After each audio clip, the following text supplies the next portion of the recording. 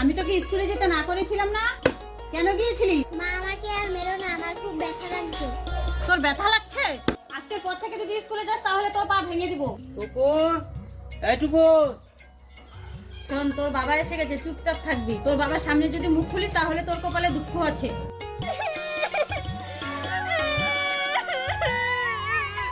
কিরে টুকুর, কি হয়েছে তোর? কান্না করছিস কেন? বাবা, তুমি যখন বাড়ি ছিলে না, মা আমাকে খুব মেরেছে। আমাকে আর মা স্কুলে যেতে দিবে না।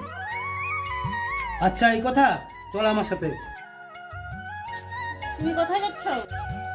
তুমি আমার মেয়েকে ঘরে বন্ধ করে রেখেছো কেন? আর স্কুলে যেতে মানা করেছো? আমি আর থাকবো না তোমার সাথে, এই বাড়ি থেকে চলে যাচ্ছি। শোনো, তোমরা আমাকে ছেড়ে কোথায় যাচ্ছ?